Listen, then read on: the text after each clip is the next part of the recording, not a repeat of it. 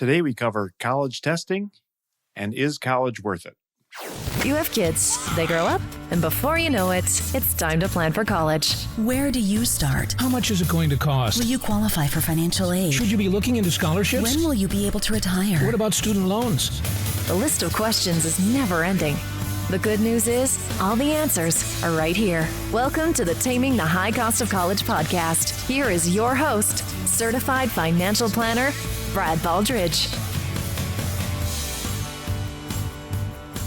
Hello and welcome to Taming the High Cost of College. I'm your host, Brad Baldridge. Today we have a great interview with Mike Flynn. We're going to delve into whether or not college is worth it in the second half. And then right out of the gates, we talk quite a bit about testing and test optional and how the landscape has changed around that as well. We got a lot of great information. As always, we've got show notes available, Taming the High Cost of College /147, so you can get more information there. And then, of course, we then roll into Brad Recommends, where I talk about some books by Cal Newport. That's all we have for now, so let's go ahead and jump into the interview. All right, today I'm sitting down with Mike Flynn. He's the owner of Engenius Learning. Welcome, Mike. Hi, how are you? I am doing well. So, obviously, you work in the education field. Can you tell us a little bit more about what you do and why you do it? Sure. So, I own tutoring centers, right? Teaching kindergarten through college, reading, writing, math. But my specialty over the last, say, 35 years has been on getting kids to college, and that's test prep, ACT or SAT prep. And then also dealing with kids on, the right college to pick, the right major. And I've learned a great deal, made a lot of mistakes, a lot of failures. And about every 5 or 10 years, the whole system changes on me and I got to kind of come up with something new. But I think the path that we're on right now in terms of trying to guide kids from, people always ask me, when should you start talking? When should we start looking at college? And the Knowledge is Power program, which is a program that's started in Chicago, but it's inner city kids. They start talking to kids about college in 5th grade. And it's really just talking about kids about getting to college, what it means and all the possible avenues. And they have an 85% success rate of getting kids to college. And these are kids that are low socioeconomic, struggling with that aspect. And those kids are getting to college. So, right, middle school, high school was when we start thinking about college, start putting you in the right position. And then obviously when you get closer to sophomore, junior, senior year, you've got to play a different game. Right, for sure. Exactly. And that's as I'm sure my listeners, if you've been listening a while, that's kind of the transition from what I call early stage to late stage, where, again, early stage is college is going to happen someday. Maybe we should prepare for financially. Maybe we should talk to our kids about how they're going to love college someday. But we don't have a lot of detail. We're not even positive it's going to happen for our kids. And we don't necessarily know what it's like when we get there. But once you have a kid in high school, now whether you've done a great job early stage or not, now it's really go time. Now it's visits and choosing a school and figuring out the finances and applying for admission, applying for aid. So there's a lot more to do. Again, even if you've done a great job prepping, you still got to execute at that final stage. So, yeah, and you're 100% correct, right? That early stage, I probably steal that from you. Thank you. But that concept is the perfect way to approach it. And then what I think that you need to do is you need to arm yourself with some good information. And one of these early stage conversations, taking a look at the importance of middle school for the success rate of getting to college and being successful in college, right? It's one thing to get to college, but I need to get you through college, right? That's maybe the push that I take. Right. And there was an older study done by the ACT called The Forgotten Middle. And it showed that success in middle school was actually a greater indicator of success than high school GPA and ACT or SAT scores. Right. So, right, when I always tell all my parents in that early stage, right, borrowing your term, hey, we need to have a successful middle school. And a lot of times the parents I deal with are just, listen, can we just get through 13 and 14? Can we just survive that? And then we'll worry about this when we come through this scary, dark period. And it's like, nah, sorry, I hate to break it to you. That's the time that we really got to be focused to set yourself up for high school. Right. Absolutely. So if we are, again, a lot of my listeners are probably focused on late stage. They're the ones that are searching us out and trying to figure it out, and they've got a limited time. So because you're involved in the testing and the test prep, can you give us a little quick update on what's been going on? I mean, it's certainly been in the news, but for most parents, it's not, something that, not their news, they're not getting the newsletter from ACT or whatever. So I guess there's a couple of things going on. One is this test optional. Where do you see that going at this point? Have what's the latest news as far as a lot of colleges want optional, but what are they forecasting kind of longer term? If I had a high school freshman or sophomore, any ideas what I could expect at this point yet? Are we going back to testing? Or are we not? So maybe a 30-second bit of history here. The University of California school system, UCLA, UC Berkeley, there's 10 schools, 9 undergraduate, 1 graduate only. They're more or less the College Board, maker of the SAT and the ACT, the other competitor for college entrance exams. They're the single biggest customer, right? And so whatever the UC system does, more or less, kind of all the other colleges around the nation follow suit because it is such a big, powerful group. And the UC system has for years said, hey, drop the SAT, it's biased, it's bad, et cetera. And then College Board goes and does whatever the UC system says, and they keep making the adjustments. And just recently, well, within the last 18 months, which is recent in test prep times, the Academic Senate, they're the ones that represent the professors, said SAT and ACT are great. We think it helps find diamonds in the rough, kids that maybe had poor GPAs but great SATs. They voted 51-0, keep the SAT. The regents, who are the people that serve on the board who don't have any education, they voted, say, hey, SAT is gone. So it ended up that they're test blind. Not looking at test scores doesn't make any difference. What you got, we don't want to look at them. Some other schools said, well, I'm not quite ready to throw the test out. I want to go test optional. Test optional is if you have scores, submit them, and we'll only use them if they look good. Mm-hmm. But if you have some really bad scores, I wouldn't recommend that you submit them. So what I always tell people is find what the 50th to 75th percentile of a college you're looking at. And if you're near that 75th percentile, somewhere close and above, please submit your test scores because they could be beneficial. If you're below that, then either keep working on your test scores or don't submit. As several college not counselors, but admissions officers said, a bad SAT or a good SAT or the absence of a test score generally is not going to cure a lot of ills that you had from bad grades, course rigor, which is how difficult the courses are. Mm-hmm. So the tests, I don't think the tests are going to completely go away. You've got a lot of these small colleges that rely on this data, right? Mm-hmm. Take a look at grade inflation. How do we determine from one high school in one part of the town to another that an A is an A, right? So tests do help differentiate there. Right. I think there's a little bit of a cheat going on right now where because there's been a lot of testing, there's a lot of data or institutional knowledge where a typical college says, I know that high school is stronger than that high school. And I know this high school has more grade inflation than that high school. And they can kind of mentally correct for all the variability that's out there because they've got years of test scores and that kind of stuff. But I think if testing goes away forever for good, it's going to be really hard long-term for a high school then to turn it around because they won't have any proof that they've improved or slid or whatever, right? So I think long-term, it's going to be some sort of testing or something to, again, try and level the playing field. Yeah. And these things do follow, right? They swing on the pendulum. They go back and forth. I live in Silicon Valley. Stanford is just 45 minutes up the road. The local high school that both my boys go to or have gone to, no one in the last 10 years has made it to Stanford. But we've had lots of kids from this school go to Ivy League schools. And it's to your point, Stanford doesn't have any data points from this high school. Mm-hmm. So they're not going to accept a kid, right? And you take away test scores, it's even going to be more unlikely that they're ever going to accept a kid. Right, exactly. So it's a really, really strange predicament. And there will be something that will come back. There always is, right? These things go back and forth. Right. The question is that if you've got a kid right now, you don't care what's going to happen in 10 years. You only care what's going to happen in the next 2 years. Absolutely. So my recommendation for anyone is to take a diagnostic test of an ACT or SAT, determine which one's better, right? You look at the relative percentiles. That there's easy ways to figure what that is. But use that test as a diagnostic to see if your child really fits in at a school. Mm-hmm. So if the 75th percentile at Stanford, just because we just mentioned it, is 1540, right? Max score is 1600. And you have a child that's very bright, 4.2 GPA, lots of AP and honors courses bumping that up, but they have a 1250 SAT score, which is around the 80th percentile.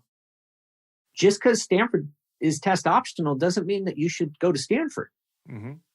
right? That number, that diagnostic that you took said, I may not fit in this with this cohort.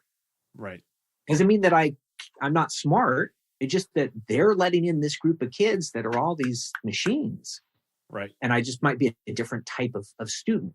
Right. For right? sure. So I still think that test scores are going to be incredibly important in terms of you finding where you match instead of, a college saying, hey, you're not worthy, right? It's like, I'm going to take control and I'm going to use this test score to see what's going to be a good fit for me. Right. So here's the problem that I've been struggling with, and I don't know where it's going, is obviously the pandemic came along. And again, if you're just getting involved in college planning, what happened with the pandemic is all the test centers were closed. Therefore, no kids could test. Therefore, colleges essentially had to say, well, we're going to have to take students without test scores or we're shooting ourselves in the foot. We're just not going to get any students because nobody can take a test no matter how hard they try. And there's a big fiasco around that. And that would have been, I guess, the spring of 2020, which impacted students that were applying the next year and so forth. Well, since then, the centers have opened, but many of the colleges said, we're going to be no test required, test optional, whatever. They had various sorts for the next year or two when they decided to launch that. Are they talking about the beyond this year or two thing now? I mean, is there a way to understand, again, if you have a high school junior right now, what are they doing for high school juniors and or sophomores? Are they still test optional for them? Are they even telling us what they're going to do? Or are we just kind of guessing at this point? Yeah, so this is what I call getting dressed up for the ball. You don't know if anyone's going to dance with you once you get there, but you've got to look good. You've got to shower, put on your best suit, your best dress, hair and makeup. You got to look good and hope that when you get there, someone's going to dance with you. So you can't just assume I'm going to go in my shorts and holy t-shirt and not have showered in 2 days and hope that maybe someone will. But we don't know. So this is an unfortunate point in time where you might have to be over-prepared because you don't know what college, University of Michigan, I've got a student that, was applying to a drastically different set of requirements than UT Austin, University of Texas at Austin. Mm-hmm. Right. So we had to play two completely different games in order for her to at least be considered. Right. So it's unfortunate. Right. So it might change next year, might not. Right. So your best advice is assume that tests are important and do the testing, do the prep if you need to, all that type of stuff. And then if turns out you don't need the score or they're not even taking the score, well, then at least you were prepared in case they did. Correct. And again, that basic fundamental is, what does that test score tell me? Well, can I read critically? Do I understand grammar? And can I reason mathematically? And so if I'm scoring below that number that, I'm not going to use it for a test, but maybe that's not the school for me, right? So right. And that's why I'm telling you one more thing, though, is, am I good at taking tests? Because I think some people that can read well, just for whatever reason, don't know how to fill the right ovals, whether they can't line it up, So let's talk a little bit about that since you are a tutor. What, if I have a parent where I've got kids, and a lot of parents already know this, right? I've got a kid that just can't test well, whether that's because every high school test they've ever taken, or maybe it's a lot of high schools will have some sort of state mandated progress tests where, my kid gets all A's, but when we get the progress reports, he's in the 32nd percentile. It's like, well, how can that be? Right. I mean, he's one of the top kids. There's a disconnect. And is it the test? Is it their ability to take the test, or is it the actual knowledge that's on the test? or D, all of the above. Right. Exactly. So whenever I engage people on social media or, dinner parties, right? Because I live in a big city, but in a small little neighborhood. And it's amazing. My wife and I get invited to a lot of dinner parties whenever testing comes up or people need to do something for college. I become a popular dinner guest. And I have to tell people, and it's a very unpopular opinion, that the ability to take a test is a skill. Mm-hmm. The ability to work under pressure and know that this is going to have an impact on something is a skill. Now, you may not be good with this, and that is okay. As I tell my kids, I'm brilliant but slow. They question the brilliant, but they confirm the slow. Of course. In a sense, I'm not going to be a great tester because I need to really think about things and process, right? I work very slowly, but I work. I'm a much better researcher than, say, a courtroom attorney who has to be able to think very quickly. Mm-hmm. So law was not going to be a good fit for me because that's not my skill set. I also can't learn. I think I'm every bit as smart as some doctors I've met, but they have to learn information so rapidly. And I couldn't do that either. Mm-hmm. So these tests tell us something about who we are. Yeah, I got 32nd percentile, on this exam. What does that tell me? Well, I'm A's in school and D's on this. Okay, what could I work on? Could I work on my decision making? Mm-hmm. Right? And sometimes this goes back to the parents or the upbringing. I don't want to blame everything on the parents. It could be the school. My children, based on my upbringing with my father, everything was a challenge. Why are you doing this? Right? I had to defend myself. I had to show the logic.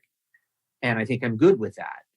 So I tried to raise my kids the same way. Consequently, both my kids were good test takers. Mm-hmm. Sometimes birth order affects where the older sibling, right? I have two nieces this way. The older sibling just explains everything to the other one, and the other one's happy to go along. Mm-hmm. Consequently, I fear that in 10 years, she's going to struggle taking these tests. Right.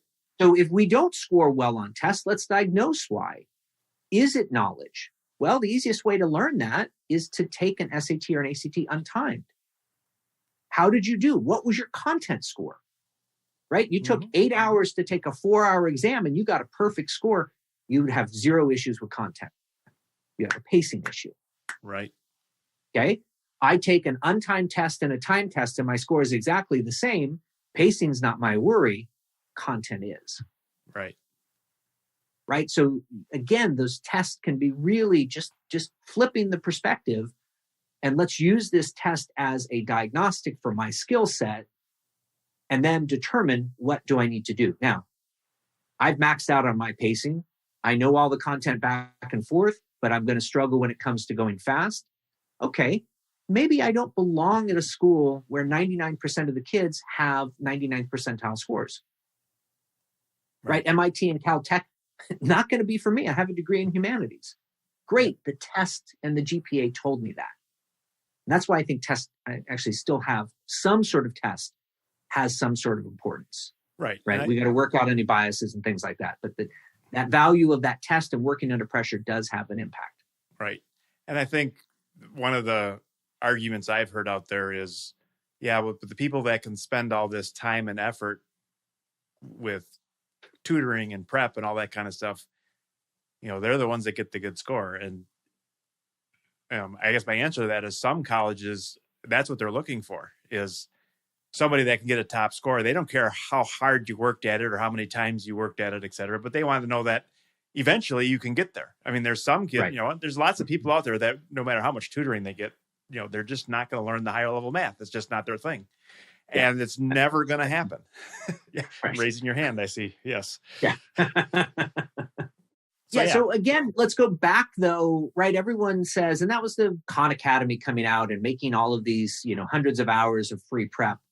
Well, there's an opportunity cost there too, right? How much time did you devote studying for one thing when you could have been studying for your grades, or you could have been playing a sport or learning an instrument or having a meaningful relationship with a group of friends, right? There's a bunch of varying things that we can do there. So let's look at, again, what is required to do well on this test. I've got to read at above the 11th grade level. New York Times is written at the 10th grade level. Law books are written at the 13th grade level. The USA Today, 6th grade level, right? That's why it's the most popular newspaper in the nation, right? All those more pretty pictures and graphs, we know it's not going to be too high on the readability index. So if you can read the New York Times comfortably and understand the vocabulary and go through, you have a better shot of succeeding on the SAT and ACT. But aside from that, you're going to do a better job when you get to college. You know, they polled college professors and said 60% of the kids were not prepared and overstimulated, right? They couldn't function without their phones. They couldn't extend for deep engagement, extended periods of time, and they couldn't read the material or do the math required. Over 50% of the kids have to take a remedial course when they get to college. Right. And absolutely. And that doesn't go towards, I took 6 units. I took, what they call bonehead English and bonehead math, right? Those intro-level courses, those don't apply for graduation credits. So now all of a sudden you're taking a 4-year degree and making it 4.5 or 5, right? Depending upon how many things I have to do, which then causes a whole other set of downstream problems. So having good scores is less important than having the content required to score well. Right. Absolutely.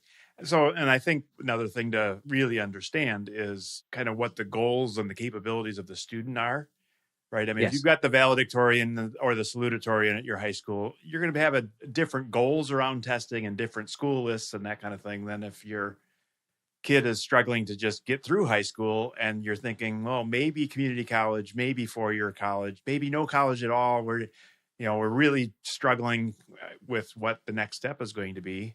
So I think that it's important that people take that of it into the mix as well. Again, because a lot of times when you talk with test prep people or other academic coaches and that kind of stuff, they have their niche, and a lot of them are working with those high flyers, and they don't really comprehend what a B student thinks and how they, it's like they're just not that motivated to just work that hard. That's why they're getting Bs. Again, a lot of times they're capable of A's, they just don't care enough. And it's a different path potentially for those types of kids. And as many parents have, I have a wide spectrum of kids, let's put it that way. So, and again, we call ours North and South. So if that helps you out. Exactly. Right. I mean, so it's that challenge of some are motivated, some aren't, and there's different paths, and there's not, there's a right answer potentially for a particular student, or many right answers for a particular student, and many wrong answers for that same student. And those same answers aren't necessarily the right ones for the next student. So you need to take it and contextualize it with the abilities of the student, the desires of the student, the capabilities of the student. And that's the perfect summary, right? Is that it's capabilities and desires. That's such a smart way to go about it, because you automatically put that child's future in their hands. Right. Yes. I'm going to do my very best to give you all the things that you need to be successful, but now it's up to you to be successful. Right. And is there something that I can do as a parent to help that out? Well, content wise, hey, let's make certain they read, right? They have good study skills. Habitual academic behavior is what that's called. Let's go through and we make certain we have that. But now it's all on you. And sometimes kids need to fail in order to find motivation. Sometimes they need to have success to find more motivation. And sometimes they just need to get a little bit older. Right. Yes, absolutely. All right, well, let's change gears a little bit, because you have another concept that I want to get into.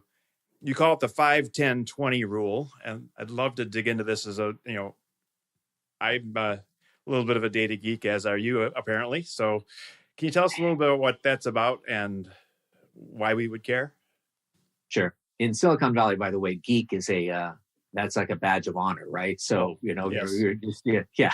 Right. Ever since the Big Bang, geek doesn't mean what it used to. So Right. It's amazing how all of a sudden I became less dorky, right? So 35 years of doing college planning, and my first several years, as the way I was taught was, hey, get them into the best college, right? U.S. News and World Reports, the magazine used to put out, right, when you could buy a magazine, would put out this list of the top 10, top 50, top 100 colleges. And my whole goal was to get kids into those because it was great for my marketing. Yeah. Mm-hmm. And because I live in a small neighborhood, I would see these kids that I sent off to college. I'd see them a year later, and I affectionately call them boomerangs, right? I sent them out, but they came back, and they're working at the sandwich shop, and I go, what happened? You got into Stanford, Harvard, Yale, and it just wasn't for me.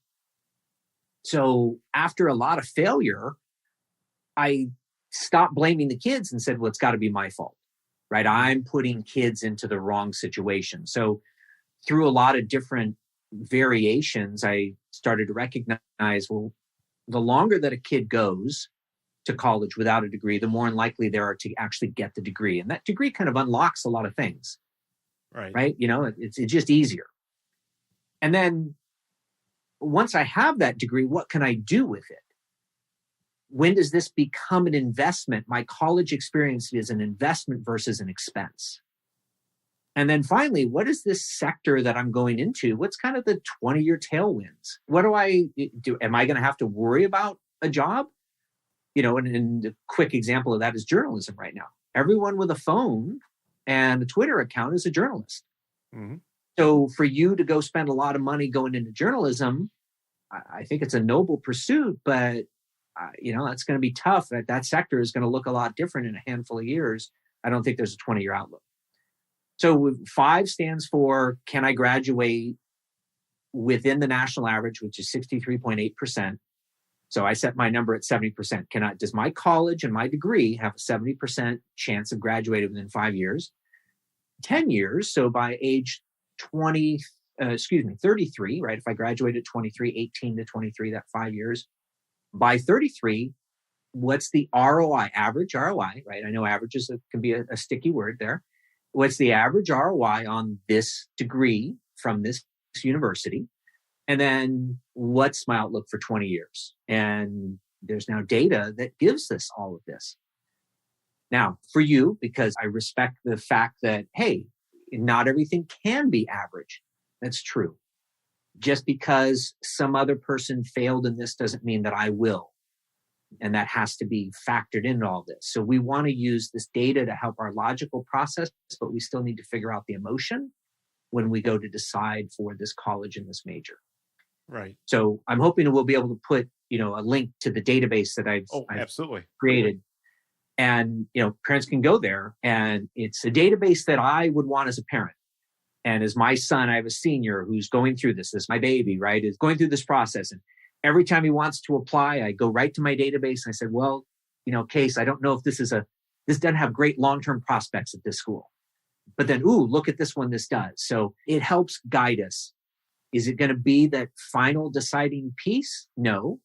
But if I can keep him from boomeranging, right, I feel good. So This is what I've got on my website is exactly what I'm using for my son. And I think I'm looking into the future. I'm looking at student outcomes, future student outcomes, to try and help determine whether college is going to be an expense or an investment. And 10, I don't really know, right? I'm just kind of using housing in my area. You buy a house and it's going to be a handful of years before you're actually going to start to make any money because of all the fees, et cetera. But 10 years seemed to be a pretty good number. If I would invest and I could double my money, right, in the stock market every 10 years, that's pretty good. So if I can get out of college and have my money I spent now start to turn positive, that's how I came up with that 10. Should it be 9? Maybe. Right. 10's a little sexier. 5, 10, 20 is a little sexier concept. Right. So let's kind of break this down a little bit, because I think, we used a little bit of jargon in there. So some people might be a little lost as far as, so essentially what you're saying is, if I go to this certain college and let's say I spend $30,000 a year for this particular degree, after 4 years, I've spent $120,000. I go out and get a job that pays $50,000 a year, that has a certain ROI. But if I can go to that same college, pick a different degree and get a job that pays me $80,000, well, that's going to have a better return on my investment, so to speak, because obviously I get more money at the same expense. So there's 2 levers you can pull there. One is you can lower the cost essentially and say, well, if I keep costs low, then the $50,000 a year job looks just as good as an $80,000 a year job. if I can keep the education costs low enough. Because again, the person that's earning 80,000 might be spending 30,000 a year on loans. So, Correct. I guess to conceptualize what we're talking about, right, is a lot of calculus involved here. Yeah. Right, exactly. So the basic gut instinct logic applies here too, right? If you can get a nursing degree and you start at whatever nurses start at, $40-ish an hour, and then you can work a swing shift or nights and work 45 or 50 and work on a holiday and make 120, that looks pretty lucrative relative to if an average student goes to a below average college and gets a sociology degree and they end up at Starbucks. I mean, that's a real thing, and people pick on that. And again, that's why. And there's a little bit of truth to it, and that's why it rings so, people do it. Right. That return on investment is not there, unfortunately. Right. But I'm not saying sociology is bad. I'm just saying we need sociologists. Absolutely. But I just don't know if I would spend $200,000 on a sociology degree. I would maybe spend $100,000 and then think about going for my master's at a school that was that next step up. Right. Maybe that was the better approach. Or find a hospital system or something to work for that will pay for your master's degree. Even better. Et cetera, right? So there's many paths. And I think that's where spending the time and effort to explore. And I think that's another return on investment that most parents don't think much about is when we get to this late stage college planning, if we blindly stumble through it without a lot of effort and reflection, often we're going to pick a path that isn't optimal, whether it's, again, leads to changing careers, changing majors, changing schools, none of which, again, at the price of college these days, that's a bigger deal. When you and I went to college, it wasn't unusual to run into the guy that's, I'm on my 6th year because I changed majors 4 times. And I'm thinking about changing it a 5th because I like college. It's fun to be here and it wasn't so expensive. So lots of people did that and it didn't have a huge financial consequence. Of course, today, the 5th year is a huge penalty. And whatever you can do to avoid that can make a big difference as well. Yeah. And you can certainly find, so if you notice that I used 5, 10, 20, right? We talk about a 4-year college. Well, that term 4-year college is actually becoming a misnomer, right? Mm-hmm. Few people are, in terms of out of all of the students that go, few get out in 4. Right. But as you've noted, what a huge difference, right? And for your ROI, when not only are you picking the college, but you're choosing the length of time. There's so many different factors there. And again, sociology, maybe that you're going to have to do some hours afterwards of volunteer work in order to earn some sort of credential or license. And my gosh, right? All of a sudden now it's just extending that out. So any of this stuff just to try and help so that you don't go blindly into the night. Right. It's just, and if you're a late stage parent here, I would hope that this would just do nothing but actually clarify. So, you introduce one more tool and like, oh, there's too much. No, I think that this tool is so simplistic.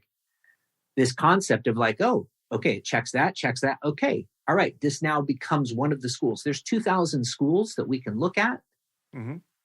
So everyone says, what's going to be the best school to go? Well, no, it's what's going to give me the best future outcome. Right. But I don't actually look at it that way. I start looking at all the ones that don't fit. Right. Right. And I use the needle in the haystack, right? You could straw by straw. You can go through and be there all day, or I throw a match into the haystack. And then when it's all done burning, I'm just going to look for the shiny thing. That's the way I find colleges. Right. Let's eliminate everything that doesn't work. And now I'm left with 50 to 25, right? And now it's going to be a whole lot easier for me to sort. Right. But I think the challenge I have with this kind of data is, again, going back to the averages, right? So I don't know, can you share as far as pricing, what did you use for pricing what did the student pay for the ROI calculation? Was it list price or net price or? Yeah. So there's a couple of different numbers that were brought in. And the most consistent number, the best data comes from Pell Grant numbers, right? Which is a federal grant. But not everyone does that. So we could have tried to take the average from the Pell to the maximum. So what we did was we went with sticker price, right? What is that maximum amount? And again, that led to slightly different outcomes when I used Pell Grant numbers, but not everyone had that. So I'll be the very first to admit it's a guide. It's not the be all end all. Right. Because my son wants to go into screenwriting and he wants to go to a school called Chapman, which is in LA, which is, they accept 4 in 100 kids, right? It's going to be very hard for him to get into. UCLA film is the other one. So it shows you what I'm up against here. Right. And it's the sort of thing that, it's not a huge ROI thing, but it's when we take a look at the school and what the other things can do for it. And also the fact that he can get a degree in business and maybe minor in screenwriting. There's all these other things. Now all of a sudden movie producing, now all of a sudden his options open up. So all it does is it's trying to give me a little more context in terms of, is this college, rather than someone's opinion. Yep, that's a great school. Oh, okay, so-and-so said that was a great school. I got to go with that. Right. Well, and again, so here's my recommendation or thought, to kind of pile on here a little bit, which is if you've used, again, list price, if you're the kind of kid that's going to get half off of list price at some schools and pay list price at other schools, now all of a sudden that changes the ROI at the schools that are really cheap, right? You take Stanford as an example. If you show a need at Stanford and you earn $100,000, it's probably going to be the cheapest option out there. Right. You got to get in, which is the hard part. Right. But it will be really reasonable if you can. Yeah. And on the flip side, going out of state to Michigan, where everybody pays full out of state price at 50 plus thousand, again, did you use that full out of state price at 50 plus thousand, or did you use the in-state price at 27, right? So simply too many variables to adjust there. Exactly. So, again, on my website, I have the net price of colleges, which essentially shows it after scholarships and grants, average price. And again, another big fallacy, right? So the net price of Marquette, something right here in my neck of the woods, is $35,000 if you earn $110,000 plus.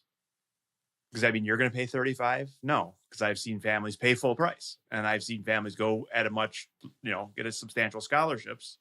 Right. Like the basketball player at Marquette, he didn't pay anything. No. But he's balanced out by the son of the surgeon who didn't care what it cost. He just liked Marquette for whatever reason, and he wrote the check. Right. So that's my zip code in Silicon Valley. You would think that I was wealthy, but if you saw that I drive a 2008 Acura and my wife's car is a 2013 Chevy Bolt, you would say, no, we're not rich, but it's just the neighborhood we live in and the price. And anyway, so there's just all these things. One of the reasons I could not go with the net price, you're not afforded that information when you're doing the search. Yes. Right? That's the information you get after you get accepted and you receive your financial aid package. Right. Well, that's changing. That's what I help families do, where we actually can get net price before we apply. And again, when we can get an estimated net price, it's not always 100% accurate. I mean, it's never 100% accurate, but sometimes we're in the ballpark, sometimes we're not. Yeah. But the challenge is it's highly variable. So even if you can figure out your net price, to figure out the net price of the various participants in the study that you did would be essentially impossible. Yeah, there's multiple sides to all of this data. And I'm trying to take and allow this data to be a guiding factor, not a center rail, but just a guardrail. Right. Exactly. Again, that net price calculator for Purdue, where my older son goes for engineering, never materialized. Right. I pay full boat for out of state with there, even though that we were told going in we were guesstimating that it was going to be something different. Right. It just, So again, I had to pick a path and I just went with that path. Right, exactly. And I think that, for sure. I mean, it's better than nothing, as always. And I think that's where I kind of talk to families and try and encourage them to understand that if you want someone to give you the quick answer, it doesn't exist unless they boil it down to averages or something. And then in which case that quick answer is not worth much because it doesn't factor in much of your reality. So then you essentially just have to do the work yourself and really understand what college is going to cost. And then, as you mentioned earlier, I think you said if you've got the means or something, and I think it's, if your family's going to give up the lake home so that you can spend crazy money on college, more power to me. I mean, go do it, right? But if you're going to bury your kid in debt or you're going to delay your retirement substantially so you can spend crazy on college, well, that's a different decision, obviously.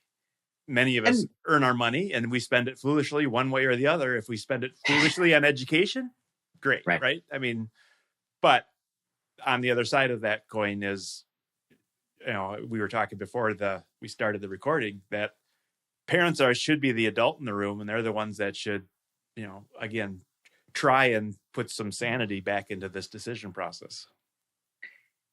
Yeah, there's so many different issues there. One, for parents, it has to be your child's choice. It doesn't mean that you can't give an opinion. Your child will look forward to your opinion. I just don't think that it has to be your edict that decides, right? You're going here or there. Well, gosh, could I maybe go there and we make these accommodations, whatever those modifications or accommodations are. When it's a teenager's choice, I call it my Jedi mind trick, right? As I never give them a yes or no answer, because if I'm expecting a yes and they give me a no, now I have a fight. So I give them the illusion of choice. Would you like to do this or would you like to do that? And either one are acceptable by me. I now am giving them that opportunity to think through logically what would be in their best interest. And when it comes to money, and if you are a parent that's paying for this, you would not, you buy a $500,000 home, $1 million home, $2 million home, doesn't make any difference. You have to buy a home that's going to be within your financial means and that you hope is going to be in a good neighborhood. So it's going to have a good resale value, or it's going to be something you'd want to give to your child when you move on. Why would you not look at college with that same perspective? Right? Let's look at this as, gosh, that just doesn't make good financial sense to do this. Now, we don't know if the tree is going to fall in the backyard in a big storm and knock this house down and insurance is going to build me a new one. Right. Or if the neighborhood's going to go to pot, right? We just can't control that, but we have to have something to help us make that choice. Right. Exactly. And I think the challenge with the education, right, is the people out there giving advice are not known as well. I mean, where it's a relatively new profession, right? Certainly there's lots of you out there that are advising students and helping pick majors and careers and write essays. And now myself, more on the financial side, working with parents, we're even newer. So most people don't even know we exist. So like, your pipes are leaking in the basement, to call the plumber, right? You've got a tax mess, or you call your accountant. Trying to figure out how to pay for college? Well, call me, but you got to know I exist and know what to call me when you search the internet. And, that's the challenge that we're up against. And I think there's a wide array of help out there now, and it makes more and more sense because life's getting more complex and the whole dollar amounts are going up. You're right. The prices are higher. The complexity is higher around how the system works. I think education in the long run is due for some reform, similar to the publishing industry, but it's also slow to change because there's, again, as a parent, you and I are both paying and sending our kids to college. Part of it is a little bit of nostalgia, right? It's one of the best times of our lives, and we want to give that experience to our kids, and we're willing to pay for it. Right. And, it certainly wasn't the lowest cost option to educate our kids. It was what we consider the best option. Again, just like some people drive expensive cars because they think that's best. Right. When I tell kids, before kids go off to college, right, as I maintain relationships with these kids and follow up and kind of mentor them to make certain that they're on that path, and go, when you graduate college, it's great to get good grades, but it's better to have a better network. Right. And right, if the only thing that you got out of college was a decent GPA and a great network, you really did that one well. Right. As opposed to me, I got great grades and have zero network. All of my friends are from high school. I had my head down and, didn't go to parties, didn't do it. I went to play sports in college but I was also a geek, as you aptly mentioned. And my focus was elsewhere, and there was no network. I didn't understand that value. So we have to kind of go into what else would you do with an 18 to 22-year-old? Right. What are the things can they do where they can go grow, learn, make mistakes, fail with a safety net, and develop this network, right? We have bars for 21-year-olds, but that doesn't always lead to a great place. We have golf courses for some older folks, where is it that we take 18 to 22-year-olds and let them develop a lifelong network? Right. Exactly. And I've talked with others about, well, what if we had communities where, young people went there and lived, but they did, they don't necessarily take classes there. They could take online classes somewhere else, but they lived in a community. We could separate the whole campus from the education, theoretically. Hasn't happened yet. Will it happen? I don't know. And that's a whole other podcast probably. But yeah, as we're colleges are struggling. So, right, think about that one, right? When you start looking at the number of bankruptcies and all of that, the college landscape is going to change dramatically in the next 5 to 10 years. The big colleges are going to get bigger and the small colleges are going to go away. Yes. And I think there's room for consolidation. If you've got a strong college brand, maybe you go buy a bunch of little struggling colleges and share your brand and consolidate. Again, a lot of the stuff that happened in the publishing industry, the broadcast, where, lots of newspapers were all bought up by became conglomerates. Why aren't colleges doing that? I don't know, but you'd think it would happen. Maybe it will happen. I don't know. But yeah, it's been great talking with you. If people want to learn more about, I guess, first of all, the data 5, 10, 20, can you specifically give us directions on where to get that? And I certainly will put it in the show notes as well, but that's on your website, I believe, right? Yeah. If you go to ingeniuslearning.com, and as I like to say, we spell Engenius the right way, ENGENIUS learning.com, then there will be a link to college prep. And it'll be the very first link that you see is college worth the cost. And on there, I have the instructions and that formula, the 5, 10, 20, and then the full database of 30,000 different colleges and majors, or majors at colleges, I should say, where you're able to go and you're able to take a look at that 5, 10, 20. And again, it's data, right? Use it as you will. Don't set your clock by it, but do recognize that, hey, wait a second, maybe I need to just consider this school before I sign that commitment paper. Right. I mean, I think even if you just spent the time to drill into how you decided to do the math, would be a great guide for someone to start thinking about what is ROI and why would I care? That alone would be worth the time and effort for most families to kind of just drill into it and say, am I getting what I'm paying for? Which is really the bottom line. Right. I'll tell you something interesting is that on that webpage, right, because there's data and statistics on everything. Most of my web pages get 2-3 minutes. I have a SAT, how to take the SAT, PSAT, right? 10, 11 minutes. This one, the average length of time on the page is close to 30 minutes. So I know that once someone discovers it, they're like, oh, okay. It opens up a whole other kind of, world that just to get, if all I can do is to help you think about this process so that you go into college with that commitment that you're about to make financially and time-wise, and you have your eyes open, I'm going to feel real successful. Right. Absolutely. All right. And then if they want to reach out, there's also ways to get to you through the website, or do you want to share some of your social, or how else can they get Yeah, you can follow me on Twitter at Engenius Prep, ENGENIUS Prep. You can also find me on YouTube under Engenius Prep, or Mike Flynn, not the general Mike Flynn. But, I was number one. I finally got myself to number one nationally on Google until he came about. And now I'm buried on page 10. Yes. So. Well, that's the way it goes. It's the way it goes. All right. Well, it was great talking to you, and I'm sure we'll stay in touch. All right. Thank you very much. Appreciate it. And real pleasure to speak to you. All right. That was a great interview with Mike Flynn. Hopefully you enjoyed it. Stay tuned for Brad Recommends, where we talk about Deep Work by Cal Newport.